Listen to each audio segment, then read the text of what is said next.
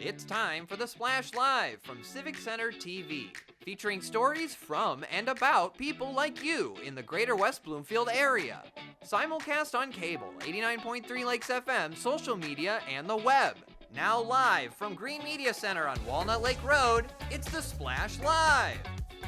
Live, local, social. It's the Splash Live on Civic Center TV and 89.3 Lakes FM. I'm your host, Jake Sheff, bringing you all of the biggest news and stories from right here in Greater West Bloomfield. After starting off the season 5-0, the West Bloomfield Lakers are looking to bounce back after suffering their second consecutive loss of the season to the Clarkston Wolves, officially granting them the OAA Red Division title. With just 2 games to go in the regular season, the Lakers are looking to get back into a groove if they want to make a statement in the playoffs. Tyler Keefe from our team swung by West Bloomfield High School to speak with head coach Zach Hilbers on what the Lakers need to do to get back on top of this season. That final score doesn't tell the whole story. It was a close game right up until the early portions of the fourth quarter where Clarkston really stepped on the gas and was able to finish strong. Let's go through the first 36 minutes or so of that ball game. They get out to a quick score, but then your team was able to answer back, take them punch for punch, and stay in the game. What was the key early on as their offense was firing? The Bowman brothers with Zhenko were having a game from the jump to keep yourself competitive and limit how they were able to execute. Yeah, it was a really close game. You're right, and it was into the fourth quarter. And I think a lot of that had to do with what I told our offensive coordinator Ken Rise is probably my favorite drive of the entire season. That second quarter where, they had done some things well. They were up 7-0, and we went on a 9.5, 10-minute drive to tie it right before halftime. And in a lot of ways, really could have controlled the game after that point, getting the ball in the second half. But we kind of gave up a field goal at the end of at the half, which got them a little bit of momentum going into the locker room. And it was really close until it kind of unraveled for us the last few minutes. Take us through those last few minutes, because the only things you could maybe see changed immediately from the viewer's point of view would maybe be the rain came in the factor. And Clarkston made a couple of big plays later on. It gave them a rush of momentum late in that game, but it was still 17-10. It was not exactly a lopsided game at that point. What changed that turned the momentum in favor of Clarkston so severely that they could then run away with the final score? I give them some credit. They made some big plays. They went for a 4th and 1 deep in their own territory with a 7-point lead. I didn't think they were going to snap the ball. I thought they were just going to try to hard count us, and they picked it up where, we get a stop there, and it's our ball at the 25-yard line down 7. You feel pretty good about crawling back into the game. And then after that score, we tried to get back into it with a screen pass that we liked the design of and just threw it right to a D lineman. It was pretty, unfortunate.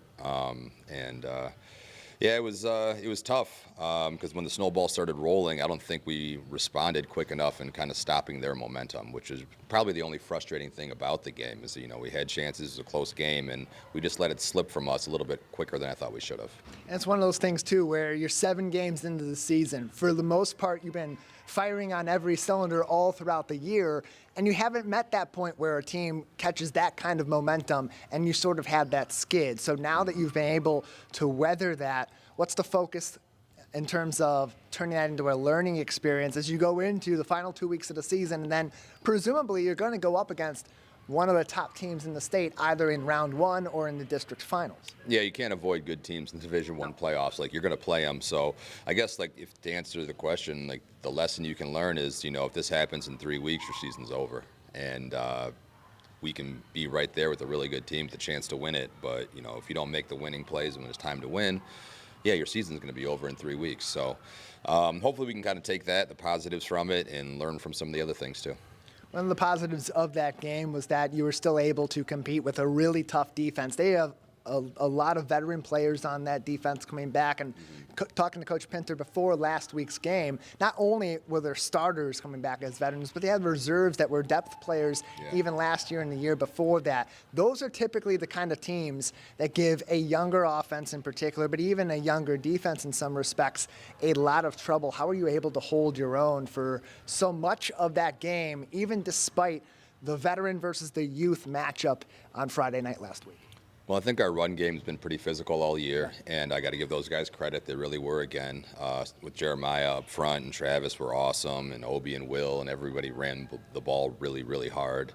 I might be off by a little bit, but for the most part, the other 3 games in the OAA Red against Orion, Adams, and Oxford, those 3 teams combined for 170 yards rushing against Clarkston, and we were at about 140 ourselves. So pretty much the same production on the ground. So they've been shutting people down, running the ball all year, and we thought we had some really good sustained drives, but you have to be able to do that over 4 quarters against a team like that, and unfortunately we didn't. Yeah, they're a really solid team at all 3 levels defensively. They don't allow a lot of big chunk plays. You were still able to make those passes to Willie, a touchdown pass to Joel Davis on just a short route that typically doesn't happen that far in the red zone. His second receiving touchdown, first since week number 1, and then some of those breakout runs that Obi had, a 4th down and a 3rd down conversion that were really at key points for Will Espy. It teaches you a lot about what your team's made of as you go into presumably some even tougher matchups going forward, and especially when the season becomes super competitive. So all of that being said, how does a game like that, where through 36 minutes you got a lot to be cheerful for, boost the confidence and show the abilities of a team like West Bloomfield as we enter the terminal stage of the season? Well, I think part of it is, too, us learning throughout the year, what type of team we are and what we do best to put us at our peak on both sides of the football. And that's probably leaning a little bit more towards ball control. If we can run the ball like that against that quality of a team, that might need to be a little bit more of our identity, because that'll keep their offense off the field and give us a chance in the 4th quarter in a close game where anything can happen. West Bloomfield 38-10 loss last week against Clarkston. 2 losses in a row, 1 against Oxford, 1 against Clarkston to end the OAA Red Division schedule. They go into the blue this week, a crossover game with Bloomfield Hills. CivicCenterTV.com/LakersSports for all the information you need on where you can see that game on Friday night before they come back and play against Roseville in the final week of the regular season. So you take the loss against Clarkston. Really tough loss, a different kind of tough loss than you had the week before in the final minute against Oxford. But you combine all of that, I'd imagine there's a different motivation coming off of 2 consecutive really tough losses in different ways to finish out the regular season strong and sort of rebuild that momentum for a playoff time. Leadership becomes a key factor in that. How are the leaders on your team taking a driver's seat, even as immediately as after that game on Friday night, to get things back on track as you focus on Friday? Yeah, I got to give them credit. They took control of the team right after the game and kind of set the tone and the message that we're going to finish this year strong, because we know what kind of team we have. And if we do our job and go on a little bit of a run here over the next month, you'll remember this game, but it won't be what you're remembered for. And that's really what we want, is to be remembered for making a run at this thing. And how we handle the next couple of weeks will really show that. It's happened before. Clarkston beat West Bloomfield in the regular season in 2023. They had a rematch in the playoffs. Similar demographic in terms of the maps. Could be something you see in 2025 if all the cards fall in the right way. West Bloomfield victorious in that playoff game 2 years ago, sent them off onto the semifinal. Coach, any lasting thoughts from Clarkston, overall things to improve or lessons learned from those 48 minutes that you're going to take into this week and the final weeks of the season?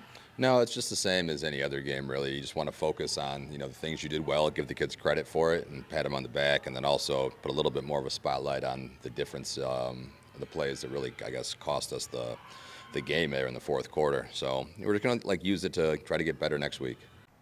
I got faith in this Lakers team, and they are ready to play to win. The Lakers are taking on Bloomfield Hills this week. Stay up to date with all of the updates on CivicCenterTV.com/LakersSports. We'll see if the Lakers can take home those last 2 wins and make a true statement in the playoffs. Who doesn't love a good barbecue? So many things can be accomplished when you're at the grill, and one West Bloomfield resident has taken his love of barbecue to soaring new levels. Michigan Barbecue Addicts is a passion-driven channel dedicated to showcasing the art, creativity, and community behind great barbecue. And not only that, but his Roll for Barbecue series puts a creative twist on cooking, blending tabletop gaming with culinary experimentation, amassing him almost 600,000 followers and 15 million likes on TikTok. Joining us now to tell us more is the founder of Michigan Barbecue Addicts, the pit master himself, Walter Johnston. Walter, thank you so much for joining us today. Hey, thanks for having me. It's good to see you at the barbecue.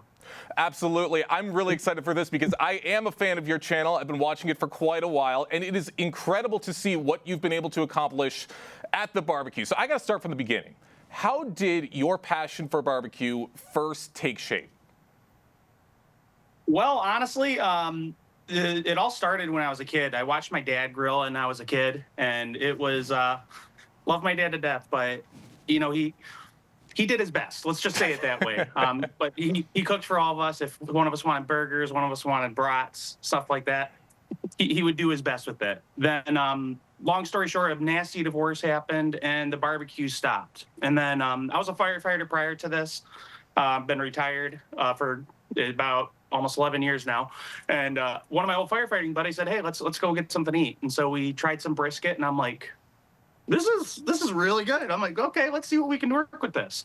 The minute I tried that, I wanted to get my own smoker. I found the cheapest one I could find on Amazon, and I started doing stuff. You know, a lot of successes, tons of failures, but you know, we're perfecting the art every single day.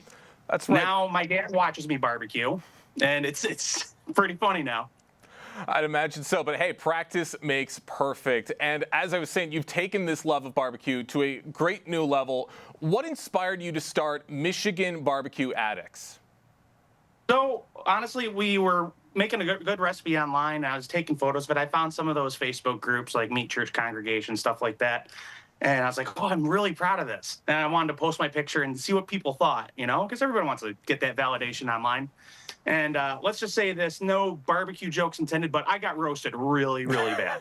People were telling me like really, really mean things, super judgmental, not even in like engaging. And I got really upset. I took that personally. And then my wife, she looked at me and she's like, look, take this down. Let's think about this, you know, and she really changed my perspective. And we turned this into, how can we make a cooking channel that is formed on judgment-free cooking? And that's how the Michigan Barbecue Addicts was developed. We are founded on judgment-free cooking for anybody that wants to learn. I'm not a pro by any means. I'm just a fat guy that knows how to cook in the backyard. That's the biggest thing. And that's how we got started. People love the judgment-free factor, and we've been doing pretty good ever since. I mean, you seem to be very, very skilled. I mean, we're showing some of your videos on the screen right now. If you're watching on Civic Center TV, you certainly know what you're doing. And it's great that you're showcasing all of these skills to so many other people. Now, I want to talk about your Roll for Barbecue series. It's such a creative concept. Talk about what it is and how did that idea to mix dice rolls and cooking challenges, how did that come about? So I'll start off by saying this. I'm a nerd. Right. I have no shame in my game. I will say that all the live long day. And honestly, I was scrolling on TikTok one day and I found Roll for Sandwich, Adventures in Artie. And I was like, that's an interesting concept. You know, roll the dice and you can make a sandwich just based on pure chance. Then I scrolled again. I see somebody does Roll for Pizza. And then I saw Roll for Sushi. And I'm like, we could probably do this at barbecue. So I bought myself a cheap dice tower on Amazon, 2 sets of dice, and I decided, I was like, you know, let's see if we can put a barbecue spin on it. We did. The first episode, I got, again, roasted again. People were like, that's a ripoff, you're doing this all wrong. And then we did it on our own the second time, and everybody absolutely loved it. Ironically, it was right around the time I lost my job at the time, and of course, I'm depressed. I was like, what am I going to do? So we ended up like pushing all of our attention on that, and that's how we grew big on TikTok. Like we did a couple sponsored channels, stuff like that, and it just blew up from there. That's right. And As you're saying, all of these other great channels have served as inspiration. I should mention, Roll for Sandwich, also a Michigan native. So all the good ideas are coming from this state. I just want to point that out. But obviously, when it comes to using these dice, obviously, I'm assuming some of the results are probably better than others. What would you say have been some of your favorite or maybe your most unexpected results so far from the dice rolls? Like one of your best, one of your worst? Huh. So I can tell you my most recent, honestly. So Sure. one of the most recent ones that I can tell you was one of the best ones I had recently. Previously, it was a burn-end baked potato. It was a burn-end twice baked potato with like a blueberry barbecue sauce. Really great.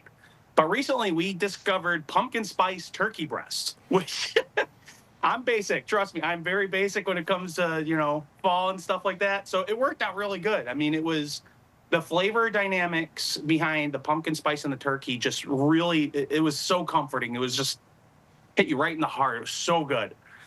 Now, some of the bad stuff, I will say, is the stuff that I've had to drink. Like no. we did.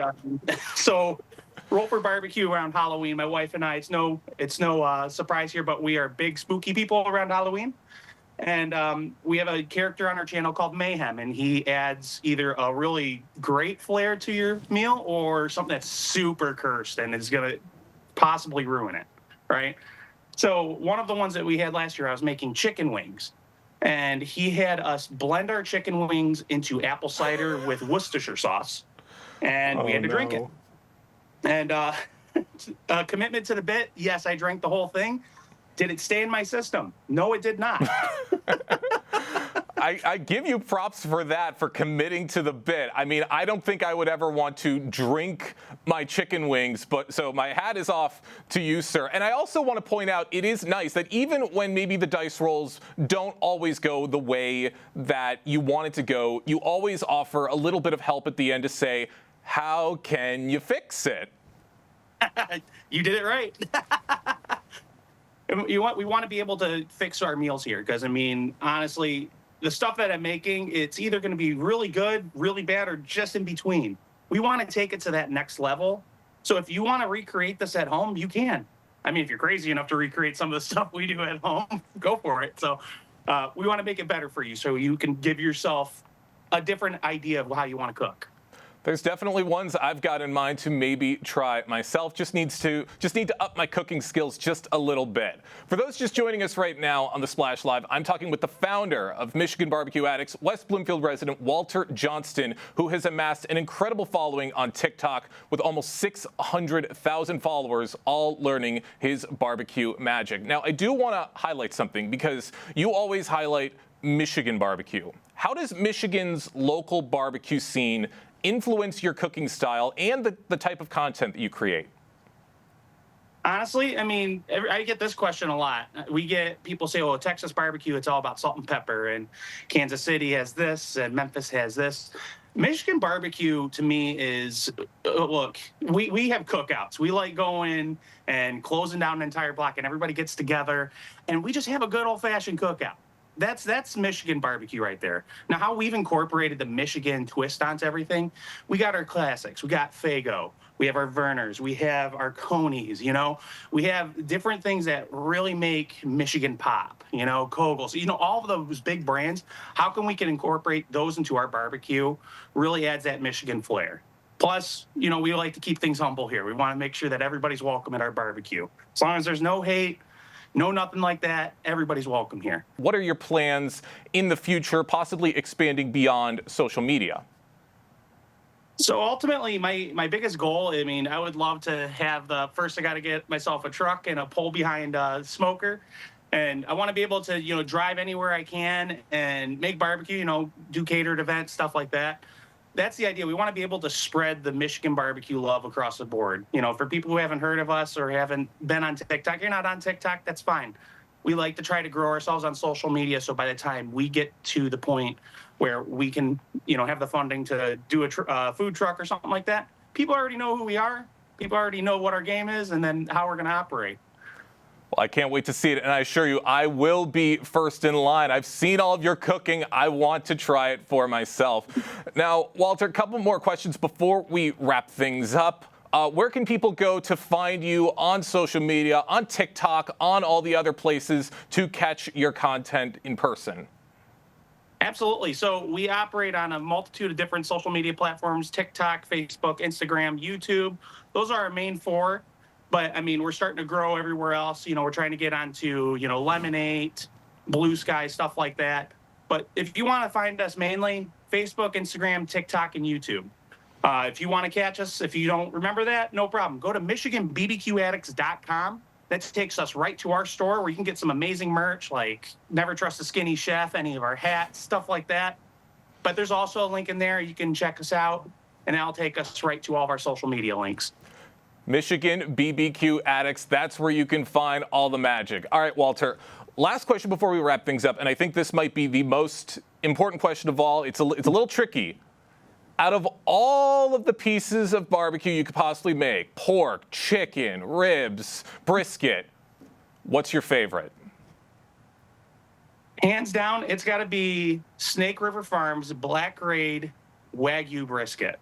Wow. We got one sent to us a couple years ago, and I'm still drooling over it right now. Like you mentioned Snake River Farms Black Grade Wagyu brisket, and I need to do some housekeeping here, but it was the most tender, juicy, beefy, delicious. It was insane. It was absolutely insane. It just melted in your mouth. You were like, where'd the food go? It's so good. I might need to try that for myself. Once again, Michigan Barbecue Addicts, all across social media to catch barbecue tips and roll for barbecue. Can't wait to see what's to come. Walter, thank you so much for joining us today here on the Splash Live. Thank you, Jake. I appreciate y'all. And of course, we'll see you guys at the next barbecue. Can't wait to be there, and I cannot wait to see what is to come. Once again, Michigan BBQ Addicts on TikTok, on YouTube, on Facebook, on Instagram, anywhere you could possibly find it, that is where to go to catch all of the barbecue secrets from Walter. If you're looking to find a fun, furry friend to join your family, now is the perfect time to do so. As October is National Adopt a Shelter Dog Month, and Oakland County has countless resources available to help these dogs find their forever homes throughout the community. Joni Toole, the chief of the Oakland County Animal Control and Pet Adoption Center, recently spoke with Tyler Kieft on the Splash Live to tell us how we can help.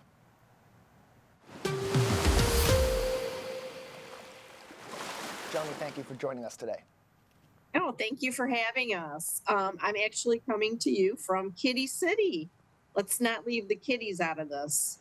Yeah, definitely. All the traditional pets that we see in our homes are in a similar position to our dogs in the month of October and all throughout the year, looking for loving homes to hopefully be for the remainder of their lives. And that's the key part of this, is not only do we want these pets to get adopted, we want them to go into homes where they're going to be for the remainder of their lives and be in loving and comfortable situations. So as we try to get these dogs and cats and other animals adopted, what sort of homes are the best situations for these animals to get adopted into?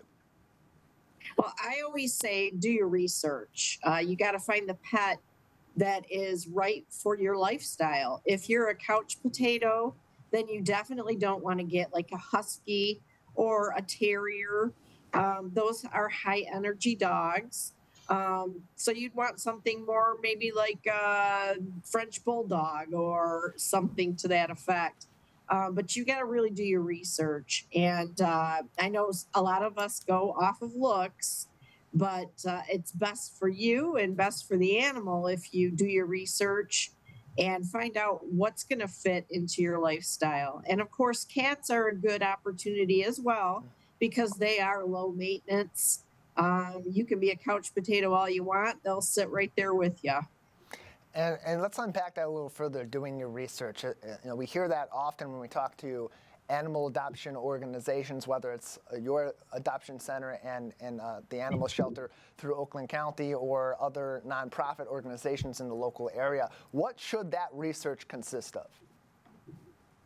Well, first, you probably want to go by your looks. I know everybody loves, I'll do the Huskies again, because they're gorgeous dogs. They're beautiful dogs.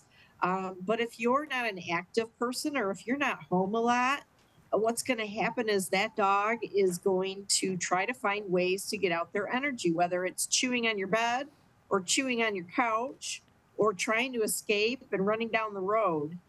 So your best place to start is the internet. Maybe pick a breed that looks pleasing to you, and then do a little deep dive on that and see what their personality is. See what it takes for them to have a happy, healthy life. Little terriers, the same thing. They require a lot of energy. They need their brain to be working, and if you're not going to give that to them, then what's going to come out of that is chewed up things, and you're feeling frustrated and they're feeling frustrated.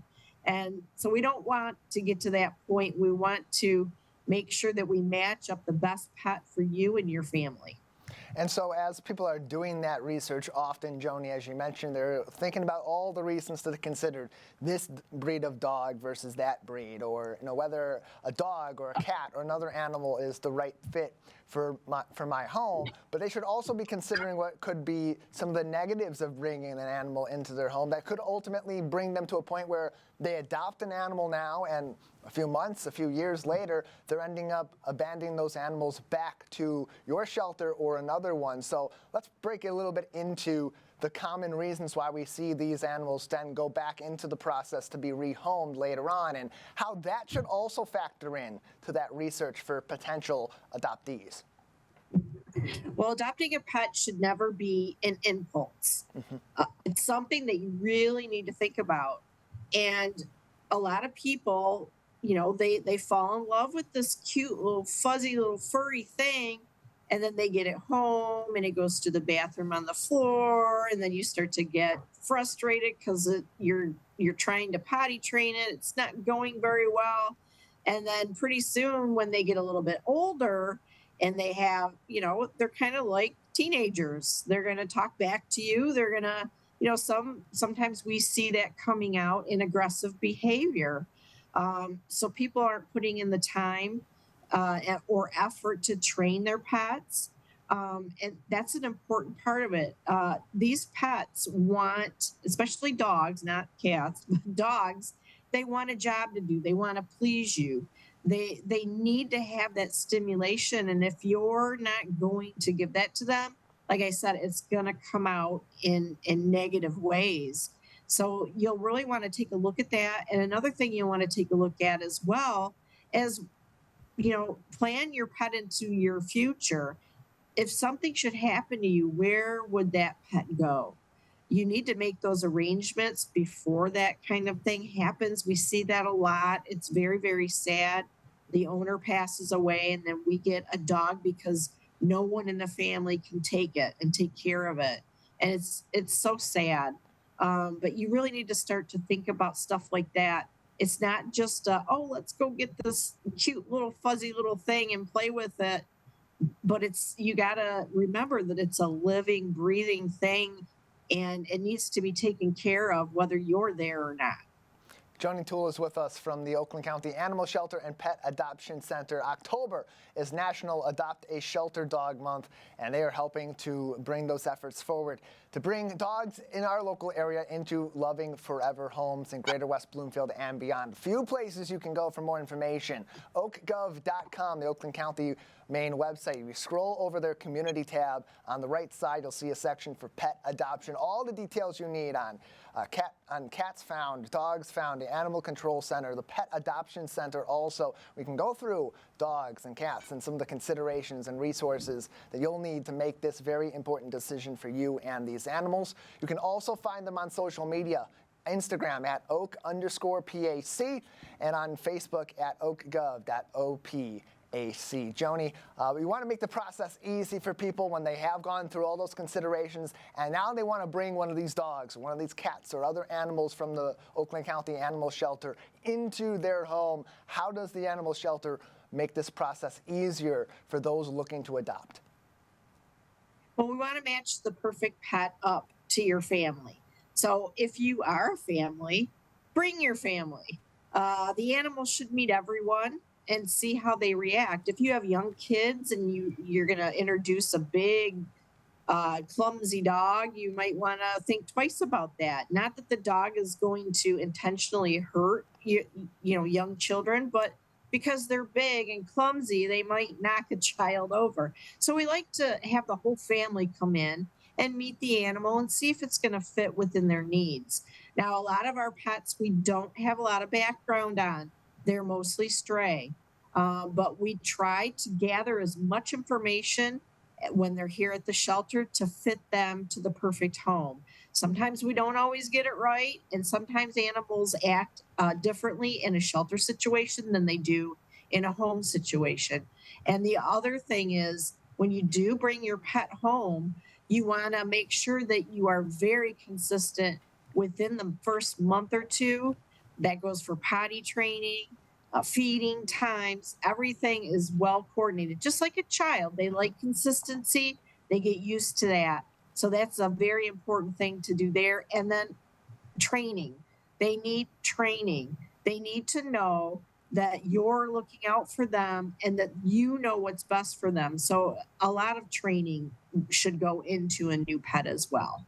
And one of the concerns upon adopting a pet is making sure that not only they're a good fit for your home, but they're coming in healthy as well. How does the Oakland County Animal Shelter and Pet Adoption Center help to ensure that these animals that are perhaps having a history of being strays, being abandoned either by their natural pet parents or their previous owners, are coming into their hopefully forever homes fully healthy and ready to join those families? Well, we have a full vet staff here and a full clinic facility here. The pet that you adopt from us is going to be up to date on their vaccinations. They're going to be up to date on their parasite control, which is fleas and worms and ticks and those things. And then they're also going to be spayed and neutered before they leave the shelter. So we're giving you a great start of a healthy pet. But again, like I said, we don't know a lot of the background of the animals. We can try and figure out medically everything that's going on underneath the surface, but sometimes it's hard to flesh that out in the shelter situation.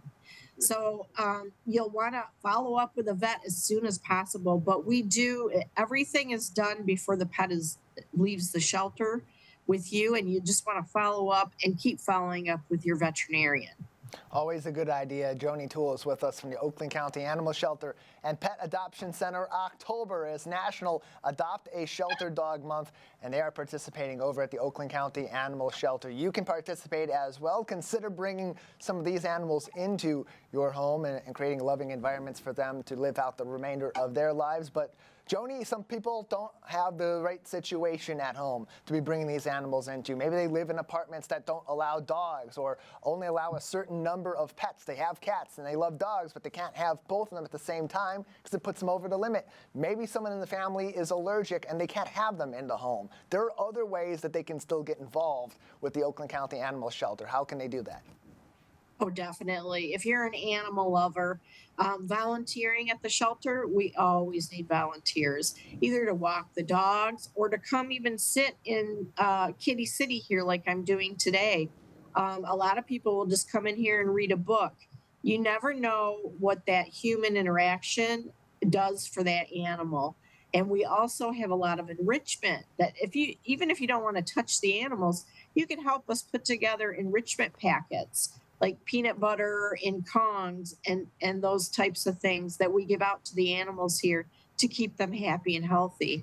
So there's lots of ways that you can definitely help the shelter. You can also, if you've got old linens at home, you can donate those. If you want to take it even further and go to our wish list, our Amazon wish list, and donate from there. And then we also do take in monetary donations. And those donations are used to help the animals here at the shelter if they're ill or they're injured. And we just cannot do that surgery or that procedure here at the shelter. We will send them out to local vets, and we use that money to help those animals so they can get better and we can find them a new loving home. And Joni, lastly, if people have heard all this, maybe have already been making some considerations, and now they want to go forward and start the adoption process, where can they do that? What are those first steps they can take to get in contact with your team and consider some of the animals in the Oakland County Pet Adoption Center? Well, they can certainly come down to the shelter anytime that we're open. That's Monday, Wednesday, and Friday. We're open from 10 a.m. to 5 p.m. We're open late on Tuesdays and Thursdays. We're open till 7 p.m. And then we're open on Saturdays from 10 until 4. So, come down, check us out, see what we have here as far as pets. And if you don't find the perfect pet the first time, don't get discouraged, because they are always coming through our doors. Our inventory changes daily. So don't just settle on something that you found because you want that pet. Go ahead, take your time. Like I said, our inventory is always changing. Kittens like Roscoe, dogs like Bow Wowzer, and so many more at the Oakland County Animal Shelter and Pet Adoption Center are looking for homes right now. oakgov.com. Scroll over their community section on the right side. You'll see pet adoption to learn even more information and start that process. Joni, thank you so much for your time today. Thank you so much for having us. Happy to see all of these resources helping the dogs and the other furry friends of our community. Hope to be seeing a lot of dogs find their forever homes all throughout the month of October and beyond. So we really appreciate Joni for taking the time to talk with us here on the Splash Live. October is also National Bullying Prevention Month, and this weekend, True Martial Arts in West Bloomfield is putting together an event to help empower children with essential tools to handle bullying confidently and calmly by participating in hands-on, age-appropriate scenarios that teach assertiveness and de-escalation. Matthew Sikora, the owner of True Martial Arts West Bloomfield, joined us on The Splash recently to tell us more. Matthew, thank you so much for joining us today. Thanks for having me on, Jake. I really appreciate the opportunity. Of course, and this is a very important topic. Bullying, unfortunately, something that I'm sure every school deals with, what every kid, I'm sure, either witnesses or deals with at some point, and it's important that this information is out there. So what inspired True Martial Arts to create the Bully Buster event? Well, we find ourselves as martial arts instructors and as school owners on the front lines of this battle of bullying, because many times what happens is parents and families, when their kids are going through something like that, they're really not quite sure where to turn. So oftentimes they're looking for something to boost their child's confidence, to equip them with skills. God forbid they were ever had to defend themselves physically. And a lot of times school guidance counselors, principals, teachers will kind of refer children that are going through these experiences to us. So, kind of as a byproduct of the whole situation, martial arts instructors have become really warriors on the front lines of this battle. That's absolutely right. And it's great that you guys are doing your part to help educate these kids. And you said parents express a lot of concerns about bullying. What would you say are maybe the most common concerns that parents have about bullying, and how does this event address them? We see a lot of parents come in whose children are going through a hard time at school or outside of school in whatever group that they're in. And oftentimes parents, with their best intentions will, it's not till these things are happening that they turn to try to find solutions for them. So that's the unfortunate truth of the situation, is that, many schools are doing their very best to try to equip children with tools within the school, to try to create a culture within their school of anti-bullying. But unfortunately, a lot of times parents aren't turning to find solutions until their children are already going through a hard time. So what we want to try to do is reach out to the community in shows like this and through these events that we're putting on, to try to encourage families and parents to focus on prevention. Like an ounce of prevention is worth a pound of cure. So we want to help, prevent these situations from happening. That's right. And you guys are providing a lot of great resources at this event. As I said, age-appropriate scenarios that teach assertiveness and de-escalation. How are the activities tailored to be age-appropriate yet effective in teaching self-defense and conflict resolution? So bullying studies on bullying show that it really is most prevalent in grades 5, 6, 7. That's really where we're seeing a rise in that. That's where those 5th, 6th, and 7th graders are turning to us for help. So in terms of it being age appropriate at events like we put on, and this goes on in our regular traditional programs year round as well, they're broken off into groups and discussing topics that are more relevant to their age group, right? Where, maybe cyberbullying isn't relevant to a 3rd and 4th grader, but it is for a 7th or 8th or 9th grader. So we try to do our best to make sure that we're bringing topics to them that are relevant for their age group. That's important, and that's really, really good that you're tailoring these classes and these topics to these kids. That's great to see.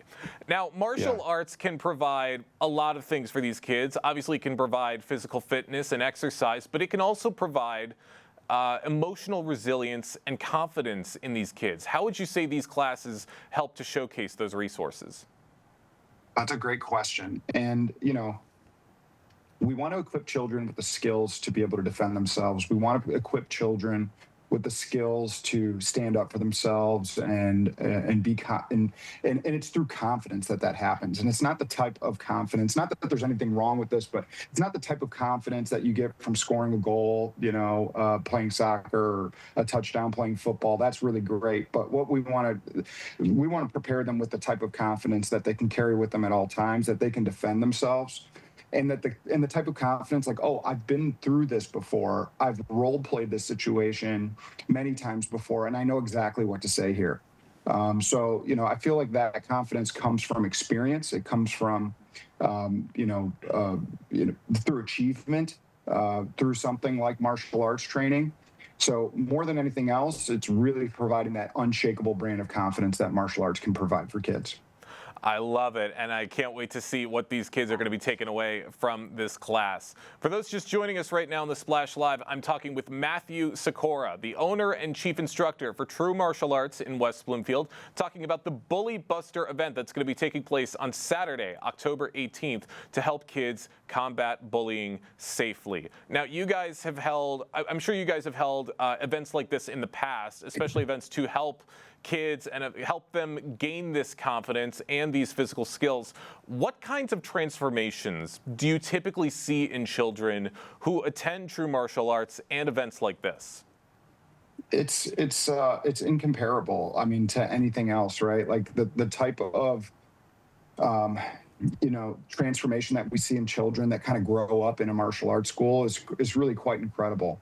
There's all of the major challenges that kids are going through these days. There's not a single one of them that it's not addressed by martial arts, bullying being one of them, obesity, just physical fitness, confidence, building discipline, all of the things and skills that coaches want their players to have on the field, that teachers want their students to have in the classroom. There's not a single one of them that's not addressed by a martial arts program run properly.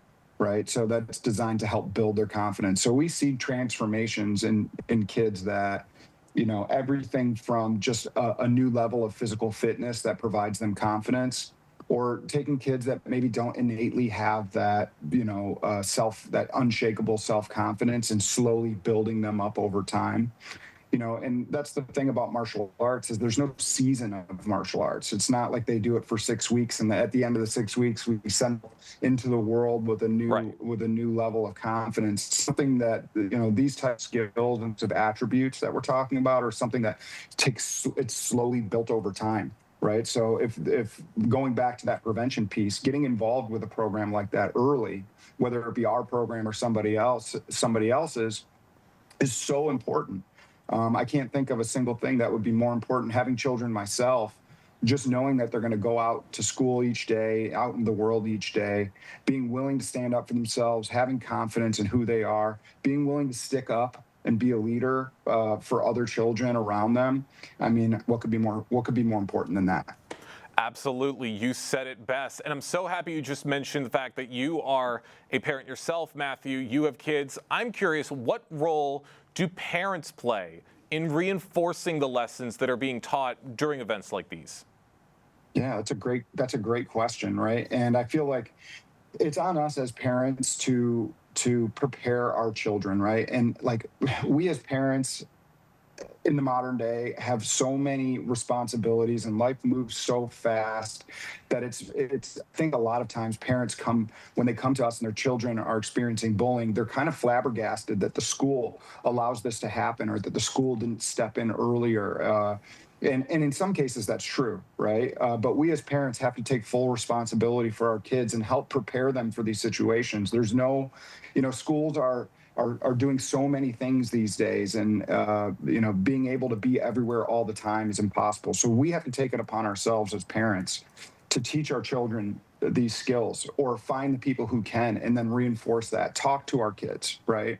I know my kids get uncomfortable with it, but I role play with them. Hey, what would you do in this situation? Or what would you say if someone said something like this to you?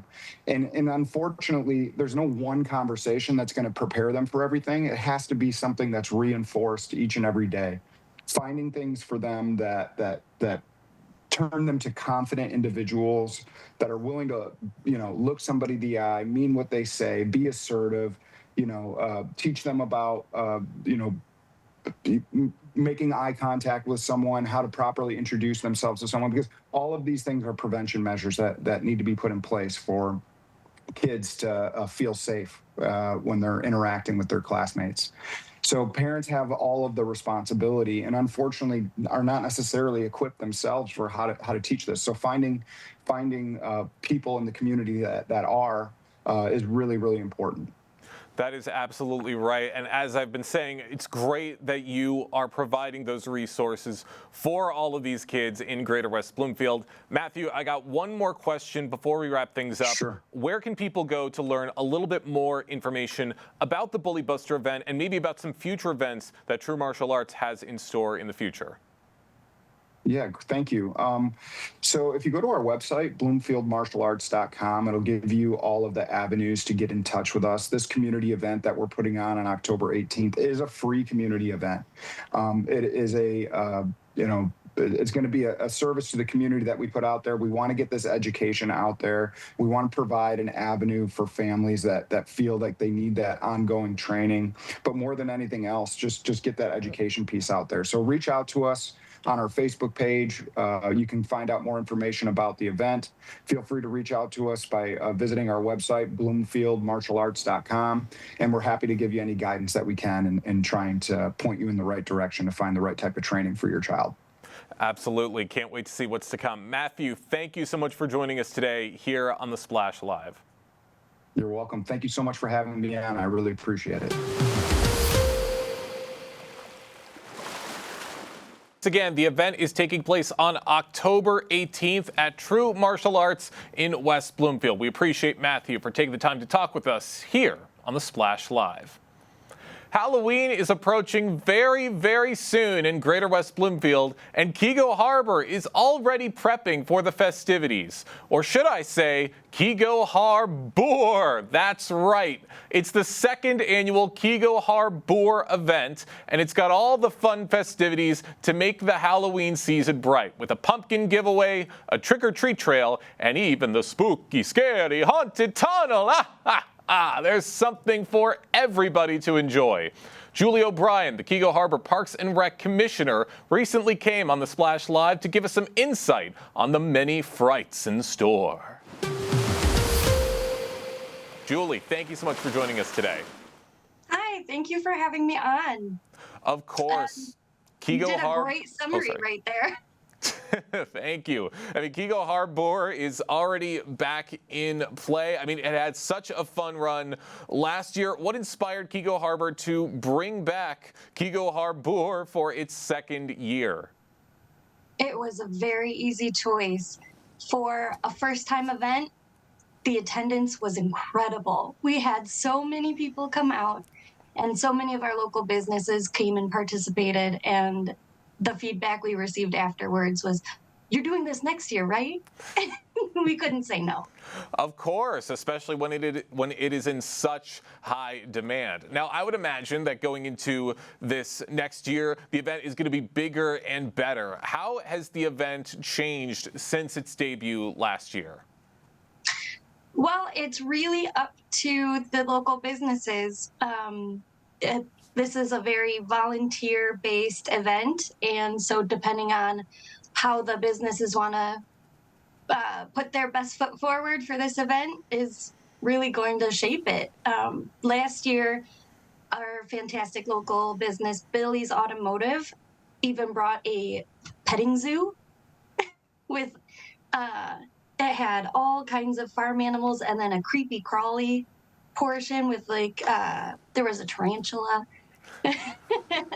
And so, we can't promise that that's going to happen again, but seeing how the businesses want to participate, that's really how it's going to shape and grow. You're absolutely right, and especially with things like that, like the creepy crawlies and the petting zoo, I can imagine that would bring a lot of people's attention. I might have to stay away from the tarantula, just going to be honest, but everything else sounds like a blast. What can families expect from this year's activities, and are there any new additions that you're really excited about?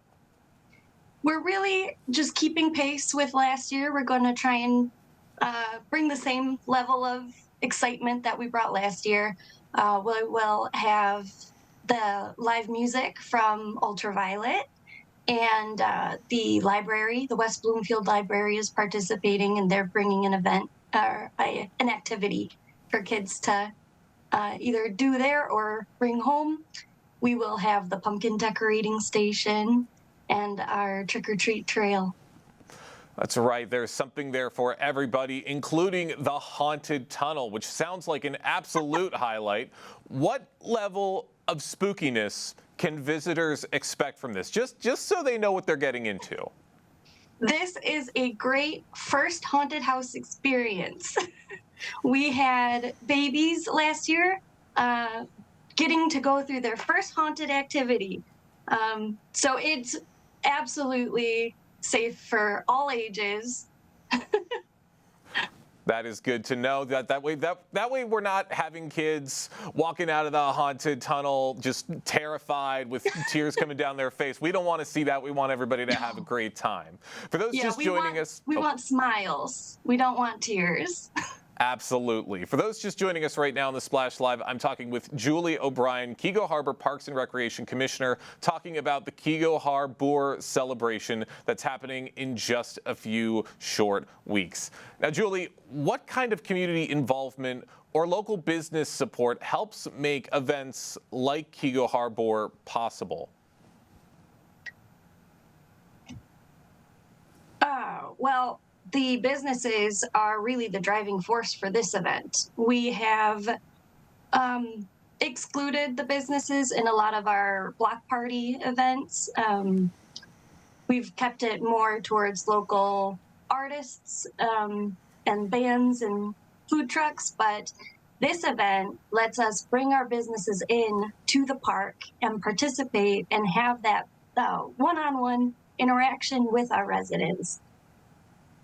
And that's great. They can interact with the residents up close and build those ever important community bonds, which are always great to see no matter where you are. And it's not only that, but these kind of events are also important, wouldn't you say, for maybe building some community spirit in Keego Harbor, especially around a time like this, especially as we are getting much closer to Halloween? Oh, I think so. I mean, Halloween on its own is fantastic, and I think everybody's very excited it's on a Friday this year. But having another daytime activity that brings the kids out, lets the neighbors all hang out and play and do a little trick-or-treating at the park prior to Halloween, I think it's just a great opportunity for everybody to come out and have fun and interact. That's right. And you were talking a little bit earlier about how a lot of the fun things, a lot of the things you're mentioning are tailored to some of the younger residents of the community. How do you ensure that this event remains accessible and enjoyable for all ages? Well, this event is geared more towards little ones. And as this event builds up momentum over the years, our goal is to start including more activities for everybody of every age. But this one is definitely geared more towards littles. Sure, of course. And of course, it's not just events like this. I mean, I'm sure that throughout all the fall season, there's going to be so much more from Keego Harbor Parks and Recreation. Can you give us some insight of maybe some other seasonal events that might be coming up throughout Keego Harbor, if you can disclose some? So we have our disc golf course, which is thriving in this weather, particularly. We have, starting in November, we will start putting up the lights for our Winter Wonderland, which is also held at Rose Sorter Park. And so that one is more the winter event, but we light it up and leave it lit for the month of December for the most part. Can't wait to see it. I mean, we are getting much, much closer to Christmas, to that holiday season. It'll be here before you know it. Julie, I got one more question before we wrap things up. Looking ahead, how do you see Keego Harbor continuing to expand its community event offerings in future seasons and in the years to come? I think in order for us to grow on these events, it's all about consistency, making sure that people come out, making sure that we are having the types of events and activities that interest our residents. And so we encourage people to come to our Parks and Recreation Commission meetings. Let us know what you want to see here, and we will do our best. Well, I'm sure that there's going to be lots of fun in store throughout the coming weeks and throughout the rest of the year. And it's all thanks to the great people at Keego Harbor Parks and Rec. Julie, thank you so much for joining us today here on the Splash Live.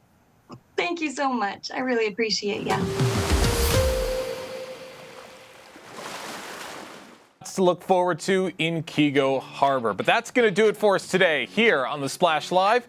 Big thank you to all of our guests and for everybody on the Splash Live team for helping to make this show possible. I've been your host, Jake Schaff. Live, local, social. It's the Splash Live on Civic Center TV and 89.3 Lakes FM.